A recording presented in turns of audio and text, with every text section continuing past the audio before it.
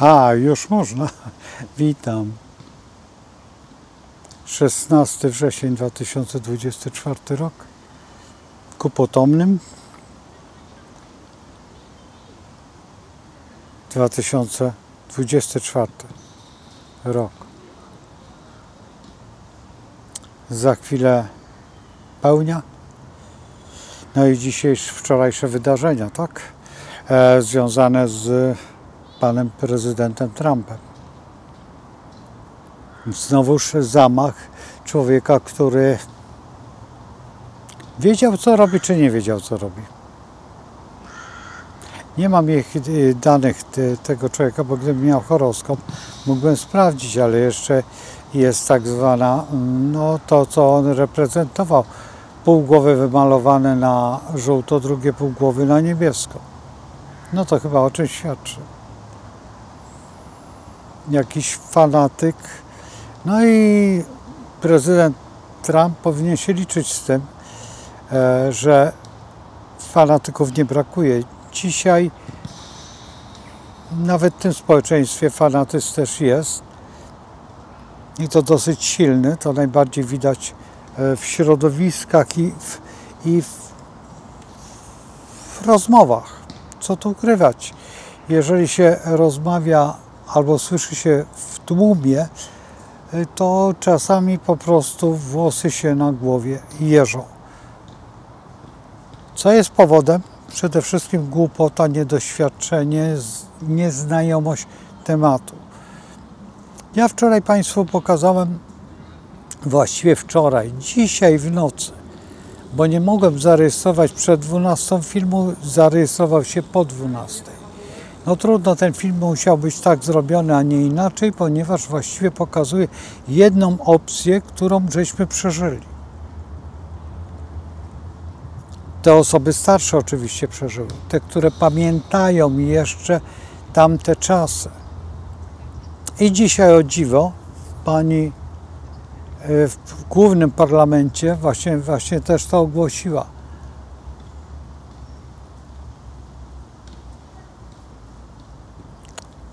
Że no, bardzo łatwy sposób na zlikwidowanie, że będziesz szczęśliwy, jak nic nie będziesz miał. Spójrzcie. I jeżeli się, ja nie mówię o obudzeniu, o sknięciu, tylko w jakimś fragmencie, bo pamiętajcie o tym, że ta pani ma kompletnie wszystko. Ona tyle, jej mąż zarobił tyle, że się w głowie nie mieści. O czym mówi jeden z przedstawicieli rodziny prezydenckiej, czyli pan Kennedy. Jeżeli tego wszystkiego nie połączycie, nie zrozumiecie pewnych zasad, które musicie tutaj, a teraz mówiłem o tym mieście Łodzi, że tutaj właśnie Józef Stalin, co ja mówię, Józef Stalin, Józef Piłsudski i właśnie pan Włodzimierz Ilicz Lenin, tutaj razem może nawet na tej ławeczce siedzieli. Możliwe, że tak, bo to był park, to był park publiczny. W tym miejscu właściwie nie powinien siedzieć, dlatego że tutaj była powozownia. Tu jest dom ogrodnika, ten co widzicie tam z tyłu za mną, a tutaj była powozownia. Także tutaj miał swoje, akurat w tym miejscu. Także to nie mógł siedzieć na tej ławeczce. Ta ławeczka jest dosłownie od niewielu lat. Na pewno jest, ja znam astrologię, uczę się astrologii dużo dłużej niż, bo tutaj był taki magazyn, właściwie magazyn, garaże były.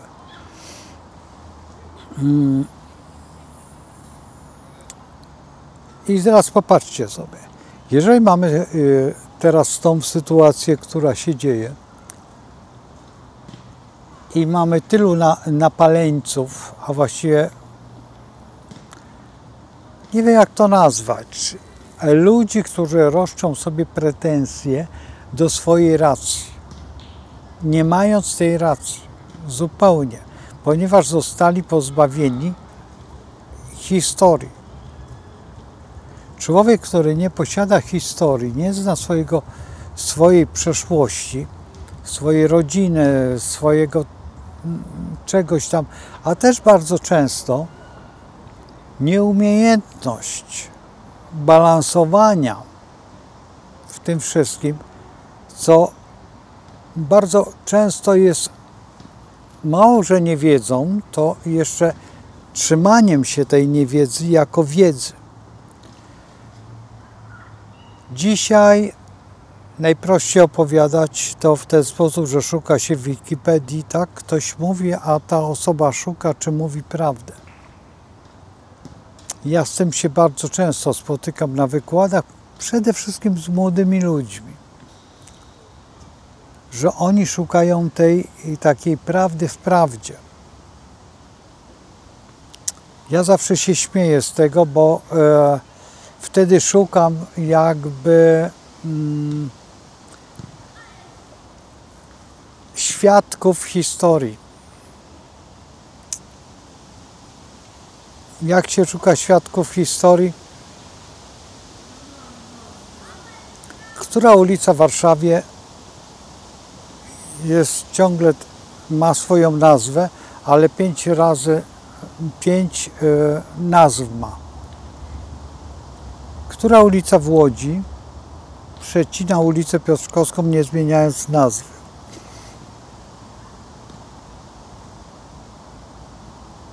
I teraz są takie punkty, które na przykład można wykorzystać do tego, żeby uzmysłowić, że na dany temat się wie. Nie będąc na przykład chociażby warszawiakiem czy łodzianinem. Ostatnio walka jest o dialekty i o tożsamość, co jest sprzeczne z tym, co się mówi. Dlaczego? No bo jest różnica pomiędzy osobą, która mieszka w Krakowie, czyli w Galicji, a jest osobą, która mieszka na przykład w Poznańskim i jest z Wielkopolski. To jest ogromna różnica. Dlaczego? Kulturowa pod każdym względem. Nawet jedzenia i wysławiania się. I to trzeba bardzo szanować i kultywować, bo jednak siedząc na ryczku w Antrejce całkiem nieźle to wygląda, a wychodzić na pole, no też nie jest to całkiem złe i dlaczego tego nie zrobić? A złapał mnie kanar, no to też jest takie specyficzne, bo nie miałem migawki. No więc to już jest w ogóle odlot. I jeszcze wiele słów, które są tylko w danym regionie wyłącznie stosowane i trzeba wiedzieć, no, albo się nie wie, albo się jest niepoliglotą, a obieży światem i obieży świat zna te działania. Nawet są kloszardzi, którzy znają francuski, niemiecki, włoski, szwedzki, czy tam jeszcze jakiś inny, bo takiego też poznałem. I o dziwo, całkiem to nie głupio wygląda. Także tutaj pod tym względem trzeba brać pod uwagę, że te fragmenty są bardzo istotne. I teraz patrząc się na działania tego typu, jedna rzecz jest najważniejsza.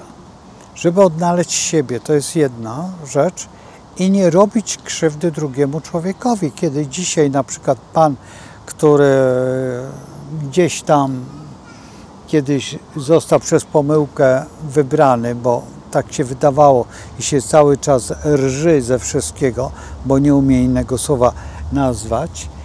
I rży z kultury, bo on wprowadza swoją tęczową ideologię, która ta tęczowa ideologia jest zapożyczona, jakby nie było, jak zresztą wszystko jest skradzione komuś i potem transformacja tego po to, żeby innym osobom nie tyle udowadniać, co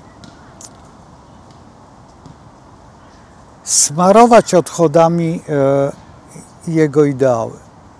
Bo to jest tak, to trzeba nazwać, trzeba to już nazywać po imieniu, bo ten człowiek, zresztą co tu ukrywać, nawet matka chyba się jego wyrzekła, bo tak podejrzewam, bo żadna matka by nie wytrzymała takiego czegoś, ani ojciec, bo ojciec to by wziął i normalnie pasem wtłukł. Wtłukł pasem i to ostro. Oczywiście ktoś powie, ale sadysta. No nie, w tych niektórych momentach trzeba użyć argumentów twardych. To nie musi być pas. To może być gorsza rzecz. Gorsza rzecz, którą właśnie te osoby stosują. Terror psychiczny. To jest terroryzm, to są terroryści psychiczni i nie ma gadania. I wczoraj właśnie pokazałem terroryzm psychiczny. Tylko jedna osoba napisała tutaj, że ta osoba się cały czas się śmieje. No właśnie ten śmiech to jest ten pusty śmiech, bo czym można zakryć głupotę? No przepraszam, niczym. Bo rozumem się nie zakryje, bo jeżeli rozum jest głupi, no to w takim razie postać jest beznadziejna. Ale jeżeli jest to mądre, no to nie potrzeba tego zmieniać. Nie potrzeba tego niszczyć. Ale mądrość ma swoje słabe punkty. To jest najbardziej niebezpieczne. Mądrość można zawsze podważyć. Pierwszy demokrata, jaki był na tej ziemi, przez oskarżenie przez jego żonę, on musiał poświęcić siebie. I ta prawda teraz jest cały czas stosowana. Zwróćcie uwagę w tej chwili, jak wygląda prawo, jak wygląda...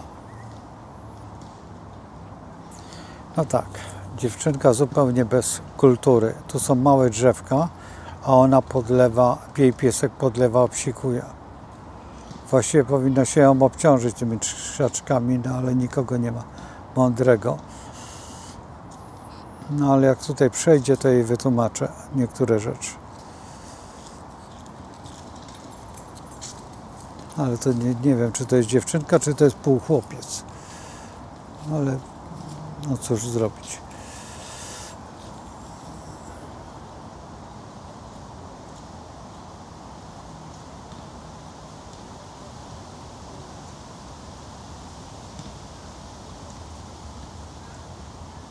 Chyba podejdę i się zapytam, czy lubią przyrodę.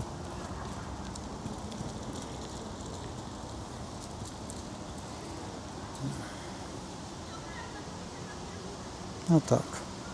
Zupełnie pozbawieni kultury, a pod żadnym względem. Kultura to stała obok.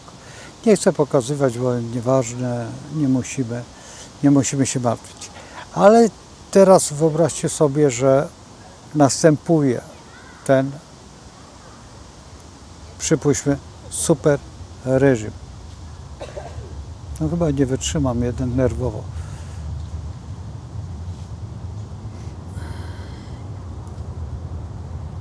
No tak, idzie tutaj, to się zapytam, czy ona lubi przyrodę.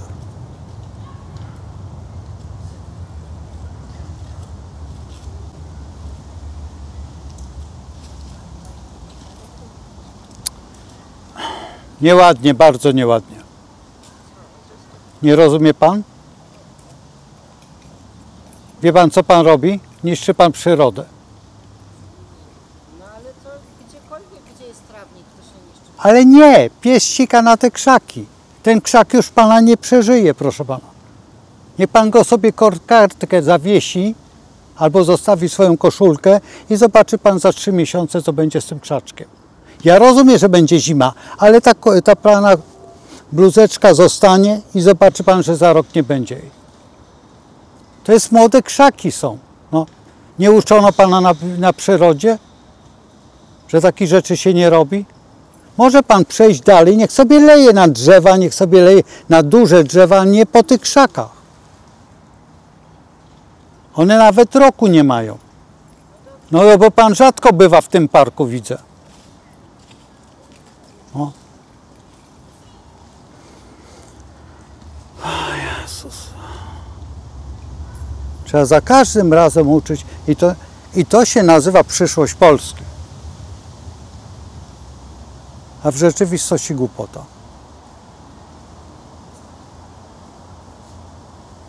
Z taką dziewczynką podobno do chłopca. A on w czapeczce i wygląda jak muchomorek.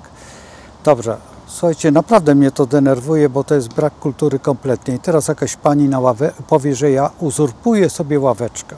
Niech ona przyjdzie tutaj i pilnuje to, bo ją zbanowałem, no bo przecież nie chcę wysłuchiwać głupot, bo to są głupoty. No, słuchajcie, z głupoty składa się życie nasze. Ja nie rozumiem jeszcze jednego. Przez wiele lat byłem harcerzem. Żeśmy naprawdę robiliśmy różne rzeczy, ale przede wszystkim była kultura zieleni. Te dzieciaki są pozbawione zupełnie kultury zieleni.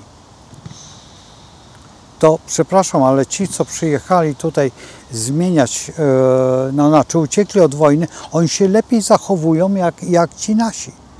Są cały czas na świeżym powietrzu, grają w piłkę, dzieciaki są, no, czyli co? Uciekamy od cywilizacji, idziemy do tej cywilizacji i co, oglądamy telewizory i w tej telewizorni co jest? No, zaczynam się unosić, ale mnie to zaczyna denerwować, bo takie dziwadło tam jest, to dziwadło, chodzi z psem i po krzakach, bo jemu tu jest ładnie. No przecież to jest... Ja to puszczę, specjalnie puszczę, bo dostaje człowiek palpitacji serca. Etyki w ogóle nie ma w szkole.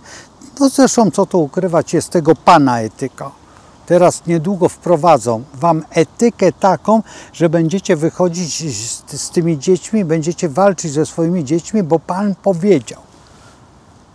A pan wytatuowany i pozbawiony kultury kompletnie każdej. Ja nie mówię, bo niektórzy nie wiem, po co się tatuują. Dla mnie jest to jeden wielki wstyd. Moda? Nie ma takiej mody. To była moda marynarska, żeby go znaleźć gdzieś na morzu.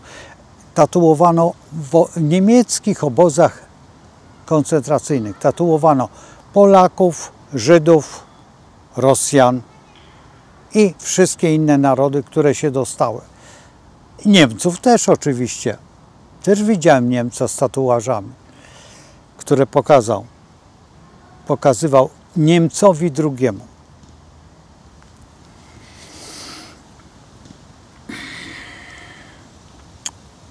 I musimy, albo będziemy likwidować to wszystko w mądry sposób. Teraz jest parlament.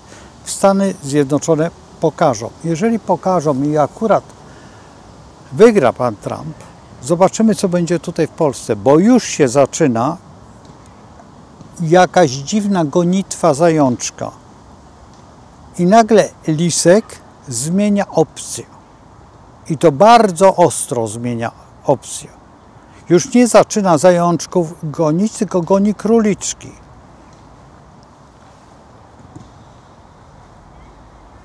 I to ciekawe jest.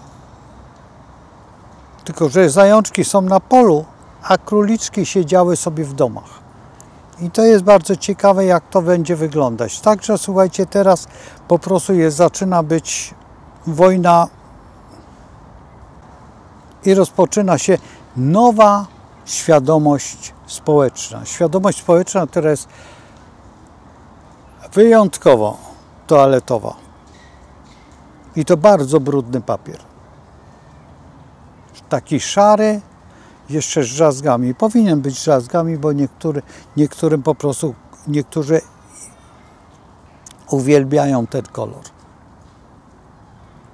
Tylko w Stanach ten kolor zupełnie kogo innego obowiązuje i właśnie dlatego tak, panowie ci wysłali dzieci tam i tamte dzieci, i jeżeli się zwróci uwagę, to od razu wielki krzyk, a co to, a ja nie wolno, to jak to jest możliwe? Tutaj byli zrzeszeni w PZPR-ze, a tam mieli dzieci gdzie? Na folwarkach? Na rancho? Wyobrażacie sobie takie rzeczy? Nie? To zobaczcie sobie leśniczówkę, którą jak oddawał, to aż pokazywała telewizja. Ślicznie wygolony Goguś. Zwróćcie uwagę, nie traćcie pamięci, nie róbcie tego, bo przecież to jest to. Dzisiaj się śmieje, taka uśmiecha się i rży, jak nie wiem, do czego się śmieje. Ja po raz pierwszy widzę przywódcę, który się śmieje. Teraz wyobrażacie sobie przywódcę, który się uśmiecha, że wam podniósł podatki, że was wyrzucił z domu, że kazał. No i co? No i dobrze, że nie macie gdzie mieszkać. Przecież mówiłem, że nie będziecie mieć gdzie mieszkać. Będziecie szczęśliwi, jak będziecie coś mieli. Co będziecie mieli? Dziurę w kieszeni? A gdzie dorobek waszych dziadków?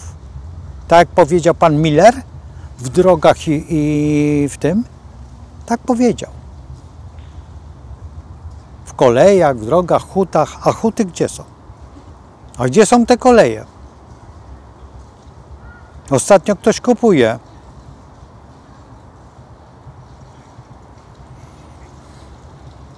No, albo zmądrzejemy, albo będziemy jeszcze głupsi niż jesteśmy, ale w tej chwili jesteśmy głupsi niż jesteśmy. I pozwalamy na to? Przecież gdzieś ta świadomość jest, gdzieś ona nie uciekła, gdzieś ona ma swoje korzenie. Gdzieś ci wasi rodzice mieszkali, przecież nie znaleźliście się tak, o, i siedzicie, jesteście ufolutki. Więc macie rodziców, macie, jak nie macie ojca, no to macie matkę. I historia matki jest chyba znana wam. Dziadków, pradziadków, tej mamy. Czy ją wyrzucono z domu i poszła na ulicę i co? No to wtedy macie kłopot, to faktycznie. No ale przecież było tak, że Polska Robotnicza Partia wychowa wszystkich, no. Też znam takich. I dzisiaj się za włosy łapią. I wyglądają jak Cyrankiewicz, no bo Cyrankiewicz to był szalenie bogaty facet. To był tak bogaty, że nawet sobie nie wyobrażacie, że chyba Kulczyk nawet nie jest tak bogaty, jak on był. To też jest ciekawa postać. Jak się dorobił i na czym się dorobił.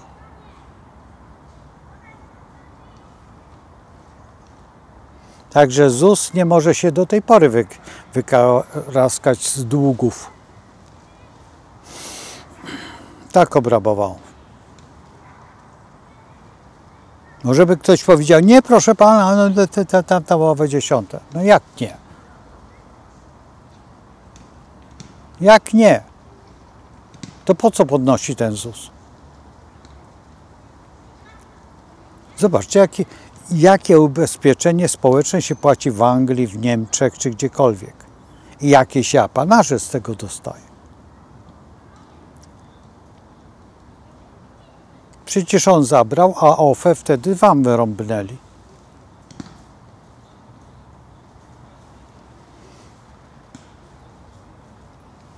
Ja nie mogę teraz pokazać tego astrologicznie, ale do tego się szykuję i tak będzie. No ale niech ten pan, co tutaj napisał coś, że ja nie wrócę to, co było 3 lata temu i żeby była możliwość korespondowania. Nie, będzie możliwość telefonowania i telefonowania też będą te telefony, oczywiście będzie to powiadomione, ale niektóre te telefony będą płatne. Może nawet 2 zł za telefon, ale będzie to płatne. Dlaczego? Tak, dlaczego będzie płatne? Bo jeżeli masz coś do powiedzenia, to pamiętaj, że mówisz publicznie. Druga rzecz, że takiemu, co to chce wykrzykiwać jakieś dziwne hasła albo jakieś głupoty, to niech wie, że straci te pieniądze, bo go rozłączymy. Po prostu o to chodzi. Ale przecież ja nie będę, słuchajcie, nie będę utrzymywał programu, tak jak w tej chwili, bo ktoś napisał na przykład, że panu się chce. Nie, to była forma, przypuśćmy przede wszystkim to, co zawsze mnie chodziło o to, żeby moi uczniowie się uczyli poza moim byciem na lekcji, ponieważ lekcje trwały 4-6 godzin, no więc po 4-6 godzinach były niedopowiedzenia. I te niedopowiedzenia referowałem na filmach. Taka była konwencja pierwsza. Druga konwencja była taka, żeby po prostu stworzyć taki blok astrologiczny, on się nazywa Azborowiecki.net. Dzisiaj się nazywa Offsetka. Nigdy nie... od niedawna jest Ryszard Astrolog. To jest od niedawna. I właśnie dlatego, i nigdy nie było to jakby program astrologiczny, czy astrologia w kieszeni, czy astrologia taka, czy taka, czy taka. Nie, nigdy to nie było tak i nigdy nie szedłem tą drogą jakby astrologii, tylko zawsze poboczną drogą. Dlaczego? Dlatego, że po pierwsze moich kolegów już nie ma. Astrologów wielkich. Ci, którzy mają szkoły i się z tego utrzymują, oczywiście, że są. Niech sobie mają, niech sobie funkcjonują. No Boże, jeden wolno każdemu założyć. A z kolei te osoby, które czytają sobie i patrzą się i czytają tutaj w tym i przelatują mi słówka, no to wyczuć można, że on nic nie ma wspólnego z astrologią. No taka jest prawda. Taka jest rzeczywistość. Świadomość królewskiej wiedzy polega zupełnie na czym innym. Przede wszystkim na układzie umiejętności zrozumienia pewnych tematów. Te tematy są dosyć trudne. No już będę się zbierał, bo już mam troszeczkę dosyć chęci tutaj łażenia. Będę teraz kierował się ku pracowni i zrobię ten film i puszczę, ale o, to są, zaraz wam pokażę, to są te krzaczki. O, to one. I teraz wam piesek podleje takie coś i będziecie... Zaraz wam pokażę, jak to wygląda właśnie po podlaniu takiego drania.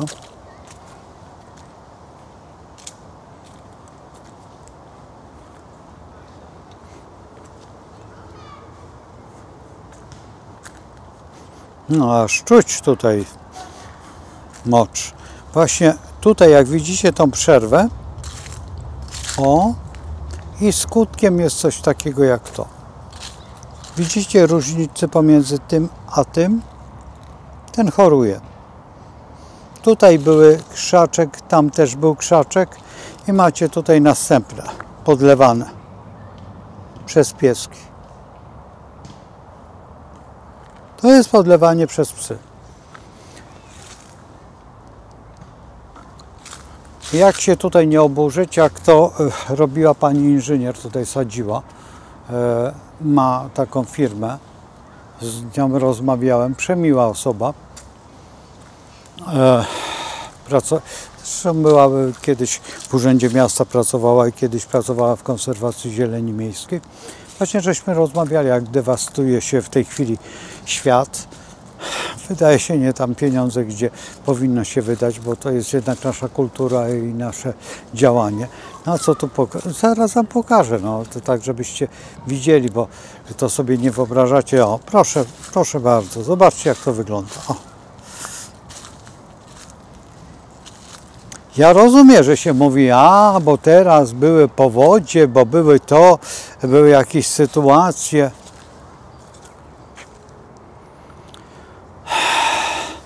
Wiecie, jak to się nazywa? Gówno, prawda? Kłamstwo. Pieniądze są. tylko ładuje się idzie w łapówę sobie w kieszeń. A jak? Albo się nie przeznacza na zieleń w ogóle pieniędzy. A co tam się będziemy zielenią martwić? Że się wycina całe lasy. Przecież wycina się wszystko. To wiecie, że się więcej wycina teraz niż wcześniej?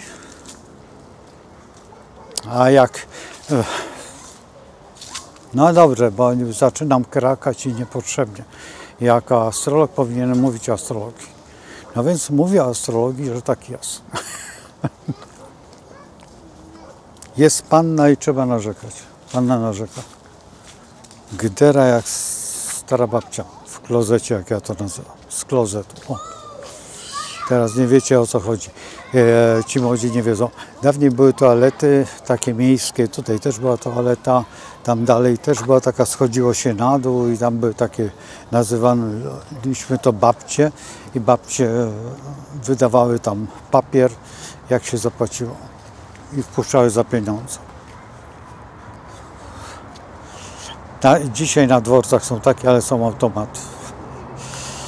No więc to takie toaletowe podejście do życia. No ale panna jest taka, no. Ktoś powie, że panna jest czysta. No czysta, oczywiście, no przecież to jest higiena. Papier toaletowy jest najważniejszym instrumentem cywilizacji tutaj tej europejskiej, bo na świecie różnie. Nie zawsze jest papier. To. Czasami jest to szmatka. I to się pierze dokładnie. Nikt się tego nie brzydzi, bo to jest czyste. Inna kultura. No cóż, kultura europejska idzie ku, powiedzmy, czy na zagładzie. Oczywiście, że tak. Jeżeli tak będziemy postępować, jak postępujemy, to będzie zagłada bliższa niż sobie wyobrażacie. Sami ją zlikwidujemy i w prosty sposób. Przede wszystkim brakiem kultury to jest raz, bo już kultura zbacza, bo już młodzież nie chce mieć dzieci. No więc to już jest zboczenie kulturowe. Przecież największym skarbem jest dziecko dla rodziny. Przecież i to wszystko, co się dzieje, no to wybaczcie. Ja nie chcę wam pokazywać tej młodzieży, bo tutaj, która chodzi, jak ona wygląda. No czasami wygląda to, jakby była z lalki, jakieś czarne włosy, wymalowane gdzieś te oczy, to wszystko. Rozumiem, ale jedna, druga, trzecia wygląda identycznie? Po czym się... I co, ona wyobraża sobie, że ona znajdzie chłopaka? Czy kogoś? Bzdura na kiju. To jest niemożliwe po prostu. To jest zachowanie po prostu braku właściwie wzorca, ideału. Przecież ja pamiętam okres, że ja wychowywałem się w okresie beatlesowskim, tak? Długie włosy, ale każdy z nas miał zupełnie inne te włosy, każdy z nas miał jakieś fryzury, żeśmy nikogo nie naśladowaliśmy, raczej zawsze szło się naśladowaniem siebie, szukało się swojego jakiegoś takiego. Oczywiście, że były mody. Ja wychowywałem się jeszcze, kiedy był Iron, no to zapytajcie się kogoś, co to jest Iron i Ortalion. I wtedy ortalionowe były płaszcze. No przecież to wyglądaliśmy wtedy jak Chińczycy. Wszyscy w ortalionowych płaszczach. I wszyscy w ortalionowych, nie pamiętam czym to było, to napiszcie, ku radości. I pamiętam, że tą... dobra, nieważne. I tak to wygląda, no i to jest to. A blok wyglądał na tej zasadzie, że była tapczanik, mata ze słomy, nad matą była półka, na półce stały 3 książki, różne. To faktycznie, że różne. Czasami tygrysy, albo tam jeszcze jakieś inne. I Van Gogha słoneczniki na ścianie wisiały. I słuchajcie, jak blok, tak cały blok od góry do dołu był identycznie umeblowany, identycznie wyglądał. Można było pomylić się w innym mieszkaniu, wejść do innego mieszkania. Wszystko stało na tym samym miejscu. I co, dążycie do tego? Tylko, że nie będzie tego Van Gogha, nie będzie tej maty słomianej, chociaż mata słomiana może być. Czy nie wrócą sienniki? A co to jest siennik? No to trzeba być harcerzem, żeby przeżyć, żeby mieć tylko siennik sobą i jechać na obóz harcerski, tak myśmy jeździli. Albo przywożono nam sienniki. I to jest to, co panna reprezentuje, tą czystość, higienę, spojrzenie. Wyobrażacie sobie, ja nie wiem, czy ktoś pamięta, jak spał na sienniku. Największą przyjemnością było, jak się znalazło rano oset. Albo te igiełki takie. Jak wyglądały plecy potem. Ale jak tam były różne ziółka, nie ziółka. Pamiętacie te sienniki, a jak to piszczało, jak to skrzypiało? Najfajniejsze, jeżeli jeszcze to był siennik, bo czasami można było go wyłożyć słomą, tylko najlepiej długą albo owsianą.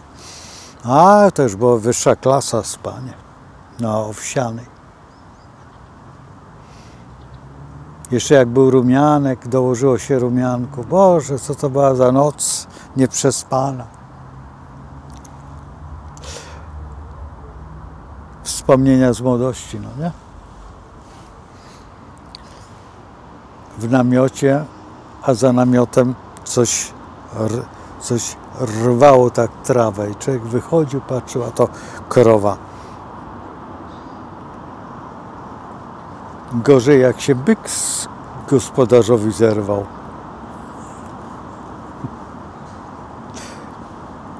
Pamiętam, jak mój kolega wstaje rano i przygląda się, mówi, słuchaj, chyba jakaś krowa tutaj siedzi. A drugi kolega mówi, tu nie ma krów. Jak to nie ma krów? A co to było tam na polu? To są byki. No i tak dosyć ostrożnie wychodziliśmy z tego namiotu. Tam były takie byki 3-latki. No i był ten byk. Dokładnie. Dobrze, że ten chłop przybiegł i zabrał tego byka, bo byśmy mieli torero, hiszpański walc na polskim ściernisku.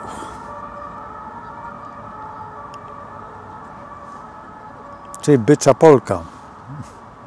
Albo polka ogoniasta. Nie wiem, jakby to nazwać. To zależy od sytuacji, od wrzasku. Obrzasku oczywiście, bo to było obrzasku. To było rano. Tak, słuchajcie, pamiętam się czasy, ale to były czasy niezapomniane. Moi koledzy już dzisiaj są starszymi postaciami, którzy już nie pamiętają tych wszystkich zdarzeń. Nie wiem dlaczego. Chyba wypili za dużo albo zjedli za mało. No i to wszystko tak jest. No ale najważniejszą rzeczą jest to, żebyśmy mieli tą świadomość. Bo ja wam przypominam tamte czasy, że wy, starsze osoby, żeby nie bały się mówić przy stole o tamtych rzeczach. Żeby ta młodzież, która dzisiaj ma 50 lat czy 40, niech się też ocknie, że nie było tak. Fakt faktem, że niektórzy całe swoje życie przeżyli pod wpływem jednego papieża i nie mają żadnej radości wyboru ani tej religioznawstwa, bo ciągle Jan Paweł i nikt więcej. Ale to jest też czynnik, który pozbawił troszeczkę znajomości religii, czy też świata tego duchowego. Bo ciągle ten sam, nie wszyscy, zresztą wtedy był ten przełom, że katolicyzm stał się marksizmem, a właśnie od tego, to, z czym walczył Jan Paweł przede wszystkim, z marksizmem, który dzisiaj króluje znowuż, no i znowuż jest, tylko w innej formie, o której to, co mówię, nieśmiertelnie pan Karoń mówił cały czas i to bardzo interesujące i to jest coraz bardziej preferowane i coraz bardziej się wszyscy zgadzają z takim, a nie innym podejściem. Zbliżam się do szumu i hałasu ulicy, zostawiam Was z tą specjalizacją i tak jak powiedziałem, nie wrócę do tych programów o 21, nie wrócę już do tego, wrócę zupełnie w innej formie. Kiedy to będzie, nie wiem. Znaczy wiem, ale nie chcę już ogłaszać, bo znowuż coś się stanie, a od 10 lat nic więcej, tylko się coś zawsze dzieje, co mnie bardzo irytuje, ale w życiu tak jest i trzeba się z tym pogodzić i w astrologii też tak jest. I ja jestem pokornym sługą astrologii po to, że właśnie teraz ktoś tam napisał taką niewyraźną sytuację, że on się znalazł w astrologii, tylko nie mogłem zrozumieć dlaczego. Fakt faktem, że w Poznaniu na zjeździe młodzieży Jan Paweł podał swoją godzinę urodzenia. To była zła godzina urodzenia. To była chyba 17, jeżeli się nie mylę, a urodził się o zupełnie innej, bo żeśmy sprawdzali w wyniku, kiedy się sprawdza, bo też na przykład niektórzy się będą pytać. Bardzo łatwo jest w momencie, kiedy jest śmierć. Kiedy jest śmierć, o której zmarła osoba, albo w jakim czasie, dlatego że wtedy łatwiej jest odczytać urodzenie. Dużo łatwiej jest z tego kosmogramu urodzeniowego, nie, teraz tak, bo Hindusi mogą to robić i robią, bo im reinkarnacja. W ogóle astrologia hinduska polega, ta wedyjska, ta cała astrologia polega na tym, żeby dowiedzieć się przede wszystkim, kiedy będzie śmierć, jak długo będę musiał żyć w tej kaście, jak długo będę musiał wypełniać te wszystkie zadania. I to jest tak pokrótce i nie ma żadnej innej astrologii w tamtym świecie, bo jeżeli jest reinkarnacja, to zawsze się dąży do tego, żeby po prostu wiedzieć, kiedy się będę reinkarnował i żeby wziąć z sobą ten bagaż świadomości i wygrać po prostu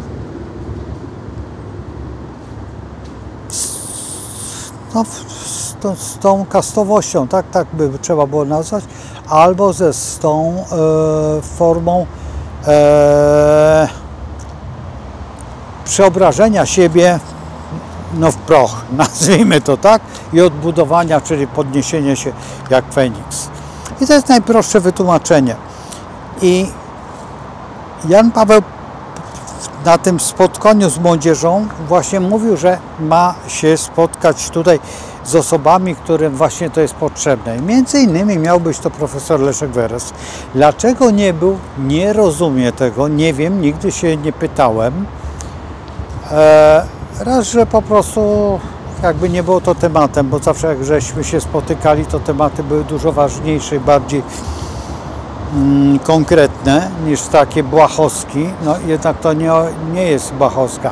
Jan Paweł faktycznie tutaj powiedział tą godzinę. Czy był przeciwko astrologii? Tak, wróżebnej, wróżbiarstwie. Ale nie astrologii. Zresztą astrologia króluje w każdej religii. Chociażby ruchome święta. To wyznaczają przecież astrolodzy.